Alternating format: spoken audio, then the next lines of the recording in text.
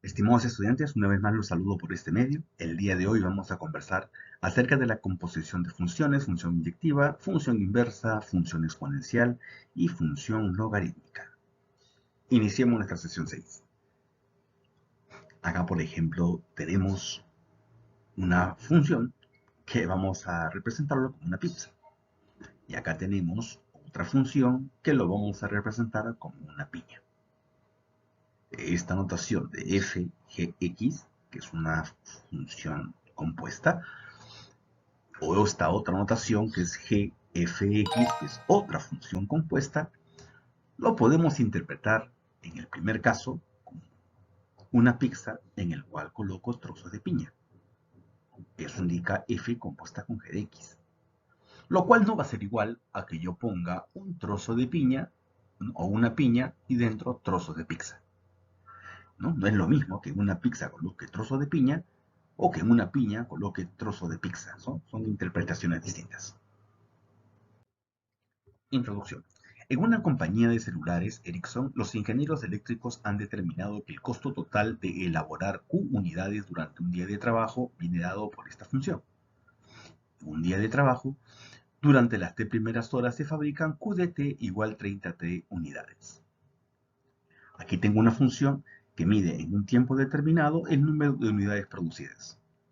Y aquí tengo otra función que según las unidades producidas me determina un costo determinado. ¿Se podrá expresar el costo de fabricación total como una función del tiempo? ¿Cuánto se habrá gastado en la producción después de 7 horas? Una pregunta interesante, ¿no? Pero aquí el costo está en función de la cantidad, y aquí la cantidad está en función del tiempo. ¿Será posible que el costo se escriba en función del tiempo? Bueno, este tipo de preguntas se va a poder responder en base a la composición de funciones, por el cual tenemos un quiz que usted realizará en la clase sincrónica con su docente respectivo. Logro de la sesión.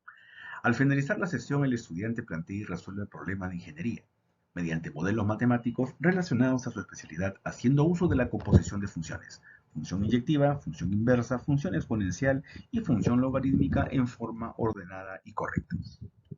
Veremos la composición de funciones, la función inyectiva, la función inversa, la exponencial, la logarítmica y algunas aplicaciones. Composición de funciones. Si tenemos dos funciones f y g, tenemos que x esté en el dominio de g, de tal manera que el g de x pertenezca al dominio de f, entonces definimos la función compuesta, el cual denotaremos f bolita g. De tal manera que f bolita g en x será los valores de g de x evaluados en f. Para que esté bien definido, el dominio de esta función viene a ser todos los x en R de tal manera que x pertenece al dominio de g, x está en el dominio de la primera función, y g de x está en el dominio de la función anterior, que es el f. Si este dominio existe y es no vacío, queda bien definido la función compuesta. Si aparece al revés, g compuesta con f, esta bolita sería compuesta, g compuesta con f, sería evaluar f de x y luego el resultado evaluarlo en g. El dominio sería todos los x que están en el dominio de g, luego para atrás todos los g de x que están en el dominio de f. Interpretación de la composición de dos funciones. Tengo, por ejemplo, la función g, que lleva un elemento, ¿no?, de su dominio de g en su respectiva imagen. Tengo la función f, de tal manera que tomas un elemento que esté en el rango de g y que también forme parte del dominio de f. Fíjese que este g de x está en el rango de g, pero también forma parte del dominio de f. De tal forma que ese g de x va a ser transportado a un elemento del rango de f. Es importante que ese g de x esté en el rango y en el dominio de f, o sea que la intersección del rango y el dominio, tanto de f como g, sea no vacío. Y ese elemento g de x sea transportado en f de g de x. Entonces la función compuesta lo que hace es llevar un elemento del dominio de g en un elemento en el rango de f. Pero para la buena definición necesito que el rango de g y el dominio de f sea no vacío. ¿Ok? No olvidar que f compuesta con g de x sería g de x evaluado en f. Y que el dominio de f compuesta con g son todos los x que están en el dominio de g y que el g de x esté en el dominio de f. ¿no? Que es lo que más o menos podemos ver acá. Bien, veamos el siguiente ejemplo. Dado la función f de x igual a raíz de x y g de x igual a x más 1, halla la compuesta de f con g y la compuesta de g con f. Para hallar f compuesta con g, tenemos lo siguiente. F compuesta de g sería g de x igual a f. Pero el g de x vendría a ser x más 1. Ese x más 1 lo evaluamos en el x de la función f. Sería raíz de x más 1. Eso sería f compuesta con g. El dominio de la función viene a ser, evidentemente, todos los valores en el cual la raíz sea positiva. La raíz es positiva para todos los números mayores o los x más 1 mayores o iguales que 0. Como el 1 pasa a sumar o restar, sería x mayor o igual que menos 1. ¿No es cierto? Me refiero a algo como esto. El dominio va a estar definido mientras que el x más 1 sea mayor o igual que 0. El 1 lo pasamos a restar, el x debe ser mayor o igual que el número menos 1. Los mayores o iguales que menos 1 representan aquellos valores que van desde el número menos 1 cerrado al más infinito. Calculemos ahora g compuesta con f. Para eso, evaluamos primero f de x y luego lo evaluamos en g. Pero el f de x representa la raíz de x. Y la raíz de x lo reemplazamos en el x de la función g. Sería raíz de x más 1. Listo. Entonces, g compuesta con f sería raíz de x más 1, el cual estará bien definido siempre y cuando el x sea mayor o igual que 0. Eso significa del 0 cerrado al más infinito. Ejemplo número 2. Dada la función f y g, determine su función compuesta. Cuando cada función viene dado por pares ordenados, lo que tenemos que ver es la definición previa de la existencia de f compuesta con g. Para eso, primero hallamos el rango de g. Y también hacemos el dominio de f. El rango de g sería el 5, el 6, el 7, el 9 y el menos 1, que son las segundas componentes de g. Y el dominio de f sería las primeras componentes, el 5, el 6, el 7, el 8 y el 9. Teniendo el rango y teniendo el dominio, hago la intersección de ambos. Claramente ambos intersectan en los siguientes elementos. El 5 es común para ambos, el 6 es común para ambos, el 7 también es común para ambos. Oh, por cierto, también tenemos que el 9 es un número común para ambos. Vamos a agregar ese valor también. Aparte del 5, 6, 7, también tenemos el número 9. Agregamos esa condición más. ¿De acuerdo? 5, 6, 7 y 9. Ahora realizamos lo siguiente. Para poder encontrar los pares ordenados de g y f que tengan como segundas y primeras componentes al 1, 2, 3 respectivamente. ¿Qué significa esto? ¿No? Vamos a buscar aquellas funciones, ¿de acuerdo?, que tengan como segundas y primeras componentes a estos números 5, 6, 7 y 9. Sería así, ¿no? Aquí, disculpen, vamos a hacer esa pequeña corrección. Acá debería ser el número 5, acá sería el número 6, acá el número 7 y por acá el número 9. La disculpa del caso por esa pequeña corrección. Entonces, yo necesito que esta intersección del dominio y el rango sea un puente de conexión. El 5, por ejemplo, el 5 es un elemento de la segunda componente de G y el 5 es una primera componente del elemento de F. ¿No es cierto? Eso está acá, ¿no? El 5 es un elemento del rango de G y el 5 es un elemento del dominio de F. Está repitiendo. Entonces yo voy a conectar el número 2 con el número 4. Ese sería un elemento de la composición. 2 con 4. ¿No es cierto? Entonces recordemos la idea. He hallado el rango de G, 5, 6, 7, 9, menos 1. Hemos hallado el dominio de F, que sería 5, 6, 7, 8 y 9. Luego hemos hallado la intersección de ambos, que viene a ser el 5, el 6, el 7 y el 9. Ahora debo buscar ese puente de conexión. Como les venía diciendo, yo tengo, por ejemplo, en el caso del 5, acá el número 5, ese 5, como estamos viendo, corresponde al rango de G, ¿verdad?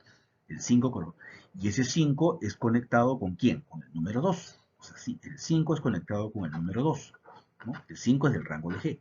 Y ese 2 viene a ser parte de... A ver, el 5 se conecta con 2. Y luego en el F el 5 se conecta con 4. El 5 se conecta con 4. Ese es en el F. ¿No es cierto? En ese sentido podemos ver que el 5 forma parte del rango de G y el 5 forma parte del dominio de F. Entonces, el 5 es como un puente de conexión entre el 2 y el 4. Pues el 2 y el 4 es un elemento de la función compuesta f con g. Ahí está. Pudieron notar eso, ¿no? Veamos el siguiente caso, mira, para que me capte mejor la idea. Ya hice el análisis con el 5, ahora hacemos lo mismo con el 6. El número 6, vía G, ¿con quién se conecta? El número 6 se está conectando con el número 3. Y el número 6, vía F, ¿con quién se conecta? El número 6, vía F, se conecta con 5. El 6 es como un puente de conexión. ¿No es cierto? El 6 se conecta con el 3 gracias a la función G. Acá está. 3 con 6 con la función G. El 6 se conecta con 5 gracias a la función f. Y acá está. El 6 se conecta con 5 con la función f. Entonces, yo puedo ir de 3 al 5 directamente, tomando al 6 como un puente de conexión. Ese 3, 5 es un elemento de la función f compuesta con g. Vamos a verlo acá. ¿Ves? Ahí está. 3 se conecta con 6 con la función g. 6 se conecta con 5 con la función f. Entonces el 3 se conecta con 5 en la función compuesta. Análogamente ocurre con el 4, 7 y 7, 6. Aquí lo podemos ver, 4, 7, 7, 6. El 7 es el puente de conexión, el 4, 6 está en la función compuesta. ¿De acuerdo? Faltaría un puntito más por analizar, porque faltaría analizar con el número 9. Por ejemplo, en el 9 tenemos así. El número 6 se conecta con 9 en la función g. El 6 se conecta con 9, ¿no es cierto?, en la función g. Y por otro lado, el 9 se conecta con menos 2 en la función f. 9 se conecta con menos 2 en f. Entonces yo tengo que el 6 se conecta con menos 2 en la función compuesta. El 6 se conecta con menos 2, pero en la función compuesta f con g. ¿Ok? Entonces, en la función compuesta tendríamos los siguientes pares ordenados. Tendríamos el par 2,4, aquí está, el par 3,5, el par 4,6 y el último par que vamos a agregarlo ahí también, que sería el par ordenado 6, menos 2. Aquí voy a agregarle, disculpen, que aquí misma haga la corrección. Ya está, ¿no? En vivo estamos haciendo aquí la corrección respectiva del par que estaba faltando. Entonces, claramente para poder nosotros analizar los elementos que forman a la función compuesta f con g, lo hemos hecho analizando el rango de g, el dominio de f, y hemos realizado la intersección de ellos. Y como ustedes han visto, ahí hemos generado los pares ordenados. Ejemplo número 3. Dadas las funciones f y g con las reglas de correspondencia raíz de x menos 2 y g de x igual a 1 entre x, determine si existe la composición y hay el dominio de f compuesta con g. Una forma de poder calcular ese dominio sería hallar el dominio en forma independiente, tanto el dominio de f como también hallar el dominio de g. El dominio de f son todos los números mayores o iguales que 2, de tal manera que hace que este resultado dentro de la raíz sea positivo. A partir del 2 en adelante, dentro de la raíz será positivo. Entonces, el dominio de f será del 2 cerrado al más infinito. En el caso de g, el dominio son todos los reales, excepción del número 0. Abajo no puede haber 0. Los reales menos el 0. Entonces, para poder calcular nosotros la intersección o el dominio de la función compuesta, lo hacemos de la siguiente forma. Hallamos todos los x que están en el dominio de g, que son todos los reales distintos del 0.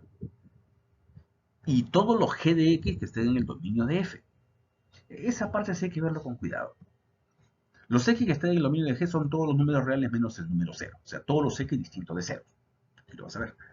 Y los g de x que estén en el dominio de f, g de x recuerda que vale 1 entre x. Y ese 1 entre x para que esté en el dominio de f tiene que ser del 2 a más. O sea, puede ser 2, 3, 4, 5, 6 a más infinito. Entonces, el g de x, que es 1 entre x, tiene que ser mayor o igual que 2. ¿No es cierto? Del 2 en adelante. Como 1 entre x tiene que ser mayor o igual que 2, tenemos que resolver esta ecuación.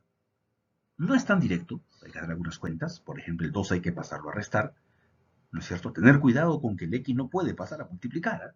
Las reglas de las desigualdades no me lo permiten. Tendríamos que saber qué signo tiene x.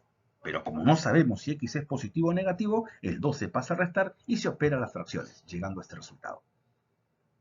Esto se resuelve usando la técnica de los puntos críticos, resolución que verán con más detalle en la clase de teoría del curso sincrónico. Entonces, si usted hace por puntos críticos, llegará a que x pertenece del cero abierto a un medio. Quedaría pendiente cómo de aquí llegar acá. Entonces, el x no tiene que ser 0 y el x tiene que estar en este intervalo. Evidentemente, en este intervalo el x no es 0. Así que me quedo con esta expresión nada más. Por lo tanto, el dominio de la función compuesta viene dado por todos los números que están entre 0 y 1 medio. De este modo, la función compuesta sí existe. ¿Cómo hemos hallado este dominio? Recuerden, hemos puesto los x que están en el dominio de G y el g de x que está en el dominio de F.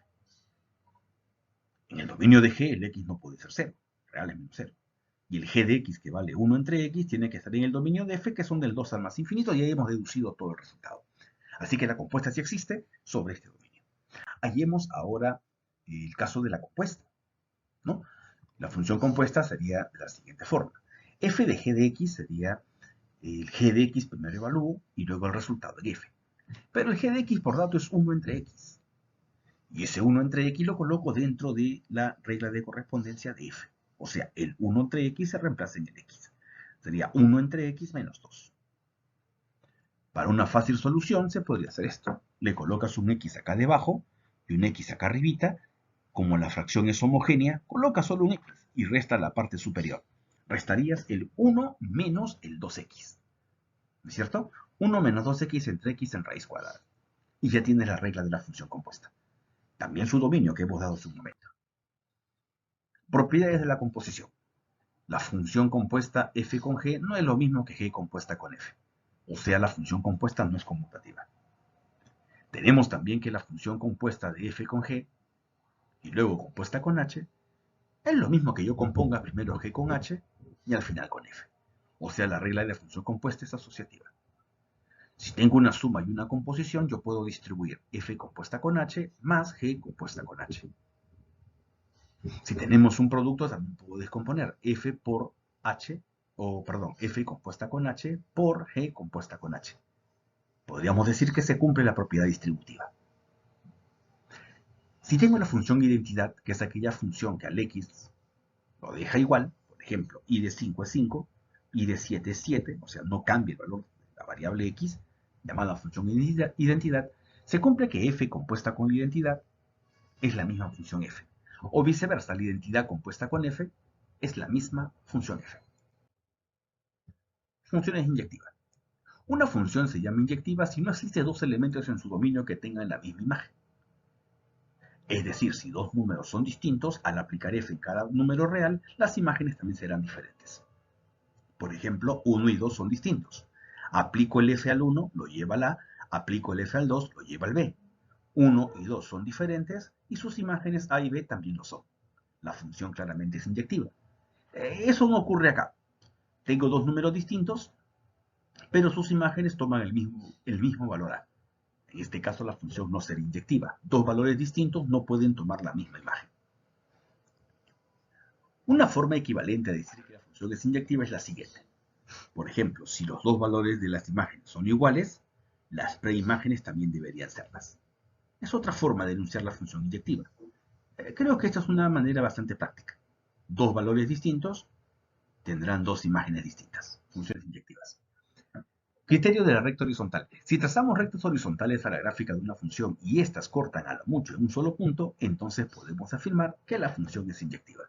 Por ejemplo, tengo esta parábola, si yo trazo una recta horizontal, si tiene dos puntos de corte, la función ya no es inyectiva. A lo máximo tiene que tener solo uno para que sea inyectiva, como en este caso. Trazo una horizontal, la recta de verde, y corta a la gráfica de la función en un solo punto. Cuando el punto de corte es único y no hay más, la función se llamará inyectiva. No pueden haber dos, ni mucho más de dos. Ejemplo. Determine la función f con regla de correspondencia f de x igual x más 1 en valor absoluto menos 2, definido en este intervalo, es inyectivo. Para hacer la gráfica de esta función, se tiene lo siguiente. Acá tenemos x más 1 menos 2. Esta gráfica es una función en forma de v, ¿no es cierto? Donde claramente, como queremos del 0 al menos infinito, pues a partir del x igual a 0 hacia atrás quiero hacer la gráfica. No olvidar que la función tiene esta forma. Este 1 le cambia de signo, sería menos 1, justamente la altura del menos 1 se junta el vértice, y este menos 2 no se le cambia, se mantiene, sería menos 1, menos 2. Menos 1, menos 2 sería el vértice de esta V. El valor de x se le cambia de signo, sería menos 1, y el menos 2 se mantiene. menos 1, menos 2, ahí está el vértice y ahí trazo la V. Pero esa V llega hasta el corte en el eje Y, que es a la altura del x igual a 0. ¿Por qué el x igual a 0? Porque dice del 0 al menos infinito. O sea, el trazo sería este pequeño segmento y esta recta infinita. Obviamente no puede ser inyectiva, porque si trazo acá una recta horizontal, corta en 2 puntos. Arriba quizá corte en un punto, pero la teoría dice que cualquier recta horizontal, en particular esta, falla la definición. Así que la función no es inyectiva. Función inversa. Para que una función tenga inversa es importante que dicha función sea inyectiva. Si la función es inyectiva, tiene inversa y se representa por f a la menos 1, la función inversa. En ese sentido, la función inversa, ¿no? Evaluada en un punto y, es igual a x. Si solo si la función directa f de x me da el y. En términos sencillos, podríamos decir así. El x se relaciona con y vía la función f. El proceso inverso es como que el y es transportado a x vía la función inversa. Para que yo pueda regresar de y hacia x, necesito la función inversa. El dominio y el rango de la función inversa se puede calcular a partir de la función directa. Por ejemplo, el dominio de la inversa coincide con el rango de la función directa, como que el rango de la inversa también coincide con el dominio de la función directa. Si tengo un par ordenado a, b que esté en f, al cambiar la posición b, a estará en la función inversa. Estrategias para calcular la función inversa. Si tengo una regla de correspondencia, primero hay que verificar que la función sea inyectiva. Luego, en lo posible, buscar que la regla de correspondencia tenga la forma y igual f de x. Es decir, que el y se encuentre solito y la función quede despejada. La regla queda despejada en términos de y, o en términos de x, perdón, dejando al y solito. Luego, hacer que el x me quede despejado y todo se escribe en función de y, o en términos de y. Si consigo despejar la x, me quede solo la x, hago un intercambio de todas las x por las y. Y al hacer el intercambio encontré la regla de correspondencia de la función inversa. Y según eso podemos hallar también su dominio. Ejemplo. Tengo esta función lineal, 2x menos 6, calcule su regla de la función inversa. Como la función lineal es una línea recta, como el coeficiente de x es positivo, la recta es creciente. Y corta el número menos 6 en el eje y. Por aquí más o menos. Este es el eje x y este es el eje y. Lo corta en el número menos 6. Esta función es inyectiva porque si yo trazo cualquier recta horizontal lo corta solo en un punto. Podemos hallar su inversa entonces. Para eso el f de x lo escribo como el y igual 2x menos 6 y voy a despejar la x. El 6 lo paso a sumar y el 2 lo paso a dividir. Sería y más 6 entre 2. Ahora intercambio. Donde ves x le pones y donde ves y le pones x. De esa forma esta regla que vemos en la derecha representa a la regla de la función inversa. Claramente el x puede ser cualquier número real. Así le ponga positivo, negativo o 0, esta fracción se puede calcular. Así que el dominio de esta función lineal, como que también el rango, son todos los reales. Por definición, toda función lineal, su dominio y rango son los reales. Aquí es colocar el rango de la función inversa. Entonces, dado esta función, que es la función directa, nosotros podemos hallar la función inversa. Gráfica de una función inversa. Si tengo la gráfica de la función directa, que es inyectiva, y usted desea graficar a la función inversa, una regla práctica sería trazar la recta identidad y igual a x. Por ejemplo, esta gráfica de azul es la función directa. Esta recta de amarillo es la función identidad. Entonces, la gráfica de la inversa es como un reflejo. Usted refleja esta recta de celeste usando a esta gráfica de celeste, lo refleja usando esta recta como un espejo. ¿En qué sentido?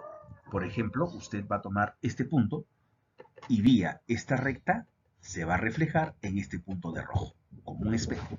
Coge este punto y la recta se convertirá en un espejo. Y así va a poder usted proyectar cualquier punto de la gráfica de color azul, usando la recta como un espejo, en un punto de la gráfica de la curva de rojo. La celeste es la función directa y la de rojo es la función inversa, usando a la recta como un espejo. Función exponencial. La función exponencial es aquella función donde la base es un número real positivo cualquiera, distinto de 1, y el x es un número real que va a ir variando. El x puede ser 1, 2, 3, 4 y así sucesivamente. Por ejemplo, ¿no?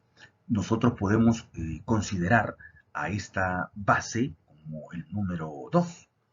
El X puede variar, el X puede ser 1, 2, 3, 4, 1000, 2000, menos 1, menos 2, menos 4, el número que usted desee, pero la base es fija, la base es 2. La base podría ser también ser 3, y ya tengo otra función exponencial. Y así la base puede ir variando, ¿no? Pueden ser el 10, puede ser una fracción un medio, puede ser un número con raíz, pero eso sí, esa base siempre es un número positivo y distinto de 1. Para el caso de la gráfica de la función exponencial hay dos casos. Cuando la base está entre 0 y 1, por ejemplo, un medio, un tercio, un cuarto, o cuando la base es más grande que 1. Si la base está entre 0 y 1, la función es decreciente, empieza a decaer. Pero fíjate que la curva con el eje X, que es la recta horizontal, no se van a intersectar, lo cual implica que el eje X es como una asíntota. Conforme la curva va creciendo indefinidamente, la curva y la recta se van aproximando. El corte de esta función exponencial con el eje Y siempre se dará en el número 1. Siempre. En el caso de que la base sea más grande que 1, la función ahora va a ser creciente. O sea, va a venir del menos infinito y crece positivamente. Igual lo corta en el número 1, pero ahora la función crece. El corte sigue siendo en el número 1. Bien, ahora tenemos que el dominio de cualquier función exponencial serán todos los reales. O sea, el x puede ser cualquier número, pero el rango sería desde el 0, pero abierto, porque recuerden que la gráfica no se intersecta con el eje x, del 0 abierto al más infinito, porque debajo del 0 no hay gráfica, arriba del 0 está la gráfica de la función, del 0 al más infinito. Igual en este caso, ¿no? El dominio podría ser cualquier número real, el x es cualquier número, pero el rango es del 0 al más infinito. Solo tomar en cuenta que si la base está entre 0 y 1, la función es decreciente. Y si la gráfica o si la base es más grande que 1, la función es creciente. Se tienen las siguientes propiedades. El dominio de toda función exponencial son todos los reales.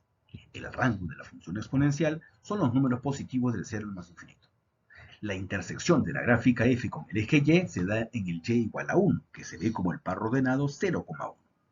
Y ahí la gráfica de la función no tiene intersección con el eje x. La función f es creciente cuando la base es mayor que 1 y decreciente si la base está entre 0 y 1. El eje x, es decir, la recta y igual a 0, es una asíntota horizontal. ¿No? Es una curva, una recta que limita a la curva, no permite que la curva pase debajo de esa recta. La función f es inyectiva y por lo tanto tiene inversa. Claro, si recordamos cómo era la gráfica de la función exponencial, podemos ver fácilmente su propiedad de inyectividad. Si yo trazo por acá, por ejemplo, el eje y acá trazo el eje x, ¿no? El eje x y el eje y, la función exponencial es de esta forma más o menos, ¿no? Se puede ver claramente que la función es inyectiva, porque si yo trazo cualquier recta horizontal, corta solamente en un punto. Como esta función es inyectiva, como dice acá, tiene que poseer una función inversa. Tenemos este ejemplo. Trace la gráfica de la función f cuya regla de correspondencia es 2 elevado a la x. Lo podemos hacer por tabulación. Si al x le pone 0, por ejemplo, sería 2 a la 0. La función me sale 1, ¿no? Su imagen. Si el x fuera 1, sería 2 a la 1, me sale 2. Si el x fuera menos 1, 2 a la menos 1 es un medio. Y así genero una tabulación y hago la gráfica. Al trazar la gráfica se tiene esta curva. Por ejemplo, 0, 1 está aquí. Cuando x es 0, y es 1. El 1, 2 está por acá. Cuando x es 1, y es 2. Y acá están los puntos que se van formando y este es el trazo de la función exponencial. Esta gráfica es una gráfica continua, o sea, no hay ningún corte. La curva es una curva que se puede hacer de un solo trazo. Es creciente, es cóncava hacia arriba y pasa por el punto 0. Esto de cóncava hacia arriba lo veremos en un siguiente curso, cuando se pueda trabajar lo que es el criterio de la derivada, ¿no? Como para poder demostrar en qué sentido esta gráfica es cóncava. La curva se acerca cada vez más al eje X, pero no la toca ni la corta, por eso que el eje X es una asíntota. Siguiente ejemplo. Graficar la función un medio de x, que es otra función exponencial. Si el x fuera 0, sería un medio a la 0, sale 1. Si el x fuera 1, un medio a la 1, sale un medio y así sucesivamente, va reemplazando. Al hacer la gráfica se toman estos puntos como referencia. Por ejemplo, 0, 1, aquí está, 0, 1. 1, un medio, aquí está, el 1 con un medio, que está a la altura de la mitad entre 0 y 1. Por ejemplo, menos 2, 4. Acá está el menos 2 con el 4. Juntas todos los puntos de azul y se genera esta curva, que la gráfica es continua, es decreciente, es cóncava hacia arriba y pasa por el punto 0,1 en el eje Y. El eje X se sigue comportando como una asíntota horizontal. Función exponencial natural. Cuando la base es el número e en una función exponencial, ¿no?, se genera la función llamada exponencial natural. El e es un número real que vale 2,7182 y muchos decimales más. Acá continúa la secuencia, esto va apareciendo más decimales en forma ilimitada. A este tipo de función se le llama función exponencial natural y la gráfica es una función creciente porque la base e es más grande que 1. Corta al eje y en el punto 0. ¿Ok? Una función que tiene aplicaciones como modelos matemáticos para situaciones como de repente que verán más adelante en ecuaciones diferenciales, donde son ecuaciones donde las funciones vienen a ser incógnitas allá. Y esas funciones se modelan justamente en base a esa función exponencial natural. Función logarítmica. La función logarítmica es aquella función donde la base es un número real positivo, la variable x está atrapada o está siendo de alguna manera relacionada con un logaritmo. Se demuestra que la función logarítmica y la función exponencial son funciones inversas. La función logarítmica es la función inversa de la función exponencial. ¿En qué sentido se dice que es la función inversa? Lo que ocurre es lo siguiente, ¿no? Si yo tengo, por ejemplo, la función exponencial, digamos, a a la x igual a y, se tiene que, con la función exponencial, yo me doy un valor para x, inmediatamente obtengo una potencia. Eso sería la función exponencial. En cambio, en la función logaritmo vamos a tener como dato el resultado de la potencia y nosotros tenemos que hallar el exponente hacia atrás. Eso sería la función logaritmo. El proceso inverso viene a ser la función logaritmo. ¿De acuerdo? Uno es inverso de otro. En un caso te van a dar el exponente y tú hallas la potencia, función exponencial. En el otro caso te van a dar la potencia y tú tienes que hallar el exponente. Eso sería el logaritmo. Uno es proceso inverso del otro. En el caso de la función logarítmica también se tienen dos situaciones. Si la base del logaritmo está entre 0 y 1, la función va a ser decreciente. Pero si la base del logaritmo es más grande que 1, la función va a ser creciente. En este caso, el eje y se comporta como una asíntota, tanto para la función decreciente como para la creciente. La gráfica solo acorta al eje x en el número 1,0, en los dos casos. No intersecta al eje y, así que el eje y viene a ser la asíntota. Solo por situaciones técnicas, no olvidar un cálculo de logaritmo. Si yo tengo, por ejemplo, el logaritmo de 25 en base 5, solo para recordar cómo se hacía eso vendría a ser 2. ¿Por qué? Porque 5 al cuadrado te da 25. Los logaritmos calculan exponentes. 5 elevado al cuadrado es 25. Como te dije hace un momento, los logaritmos hallan exponentes. Bien, continuando, en el análisis de la función logarítmica se tiene que el dominio de la función logarítmica siempre será todos los números reales positivos. O sea, el x tiene que ser cualquier número positivo. Pero el rango de la función logaritmo sí es cualquier número real. Y eso se ve en el dibujo. Miren. Si tú proyectas la gráfica en el eje x sería del 0 al más infinito. Porque del 0 al menos infinito no hay ningún gráfico que analizar. Pero del 0 en adelante sí hay gráfico. En cambio, el rango, si tú proyectas la gráfica al eje y, la gráfica llena todo el eje vertical. Por eso que el rango es todos los reales. Igual aquí, el dominio, la variable x es del 0 al más infinito, pero el rango es todos los reales. Eso ocurre en la función logarítmica. Propiedades.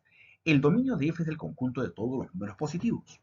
El rango de la función es el conjunto de los números reales. La intersección de la gráfica de f con el eje x es en el 1, 0 y la gráfica no tiene intersección con el eje y. Aquí es con el eje y. La función logaritmo intersecta con el eje x en este punto, pero no tiene intersección con el eje y. Ahí sí no hay intersección. Cuando la base del logaritmo es un número mayor que 1, la función es creciente.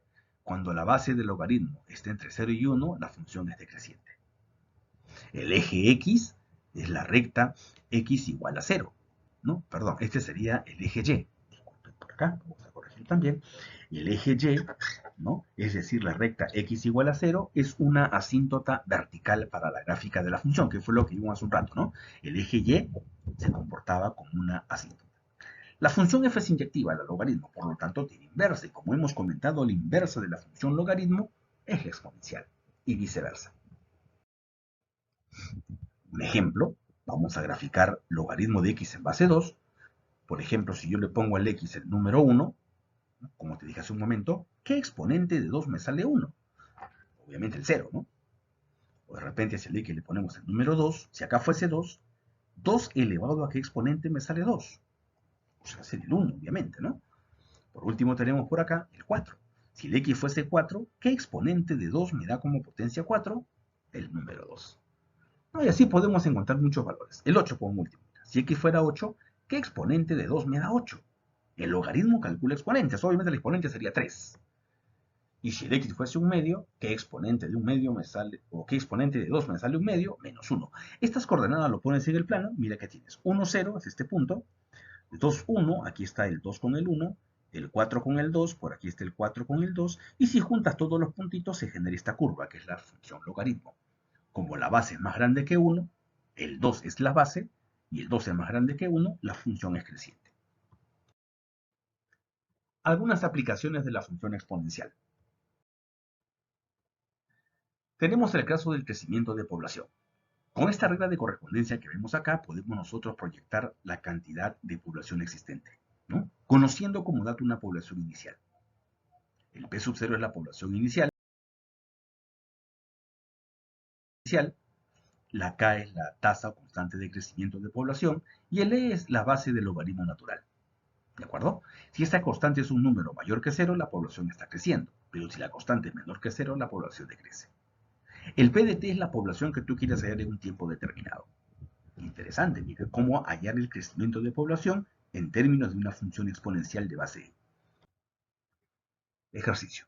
Al inicio del año 2000, la población del pueblo de San Luis fue de 7.000 habitantes, o sea, la población inicial P sub 0 es 7.000. Si la población crece exponencialmente con una constante de crecimiento de 0,05, el valor de la constante de crecimiento, determina en qué año aproximadamente la población fue de 12.000 habitantes. Me piden el tiempo que debe transcurrir para eso. Esta es la regla que debemos conocer para el crecimiento de población. Esto lo va a usar para cualquier problema que hable de crecimiento de población, solo tiene que conectar los datos.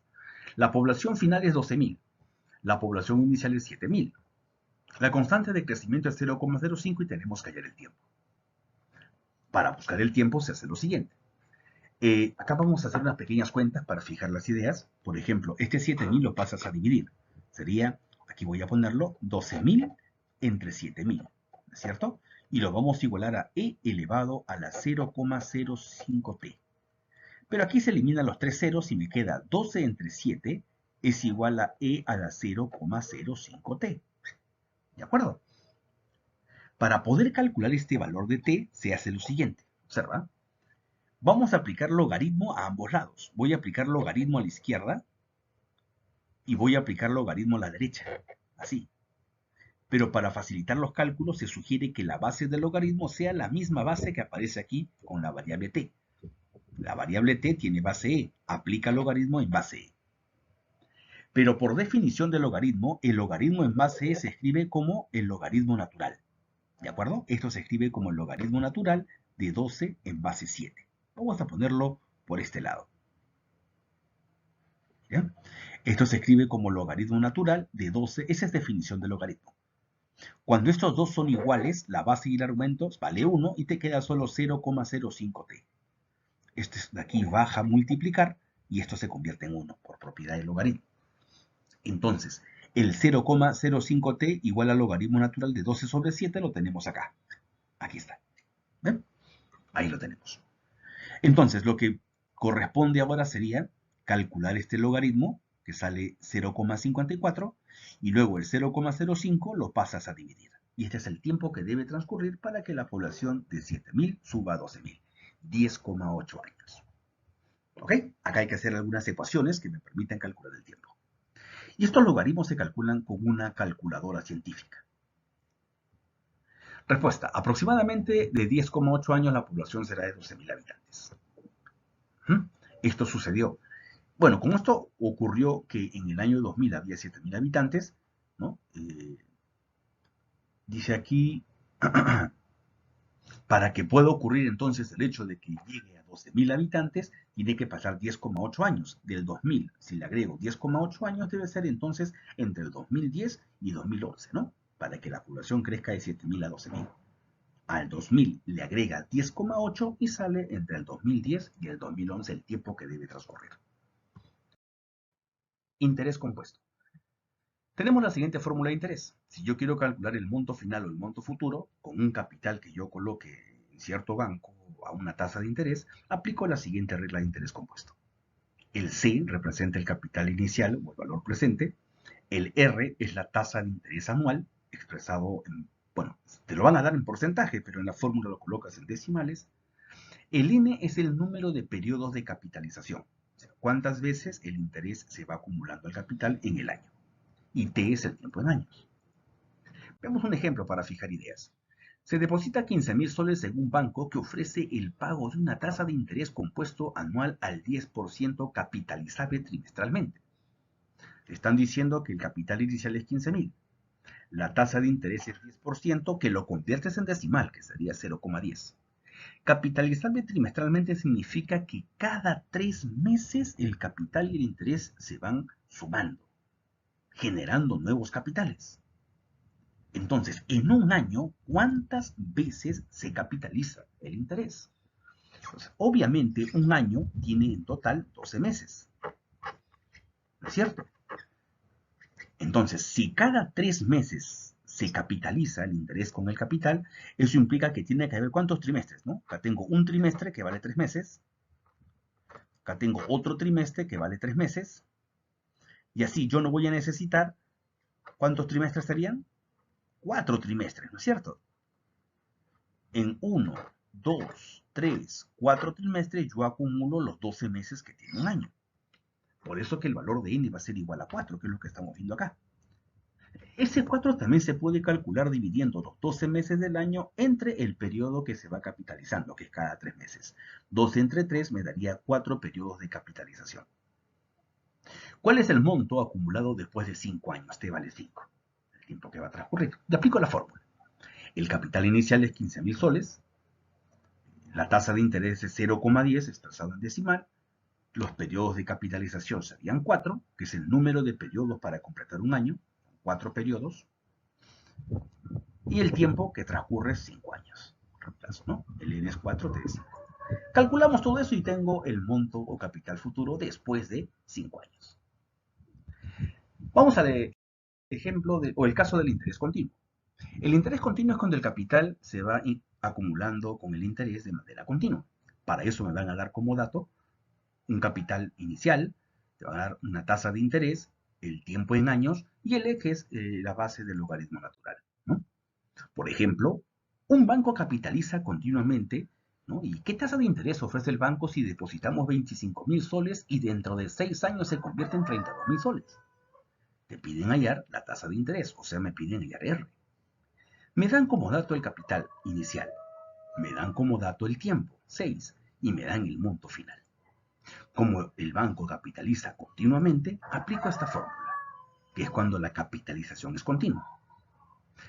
El monto sería 32.000, el capital inicial 25.000, el E es el número neperiano, el número E, el R no lo conocemos, pero el tiempo vale 6. El 25.000 lo paso a dividir, tengo esta expresión, quizá aquí voy a hacer algunas cuentas para fijar ideas. El 25.000 pasa a dividir al 32.000, ¿cierto? Y te queda E a la 6R. Elimino los ceros, te queda 32 entre 25, y acá te queda E a la 6R. Igual que hace un momento aplico logaritmo en base E a ambos lados, ¿no es cierto? Y te queda lo siguiente. Esto que está aquí se convierte en 1, te queda el 6R, que lo vamos a ver por acá. Esto se escribe como logaritmo natural, que lo vemos acá, de 32.000 entre 25.000. Luego, claramente, el número 6 divide el logaritmo y tengo esta expresión.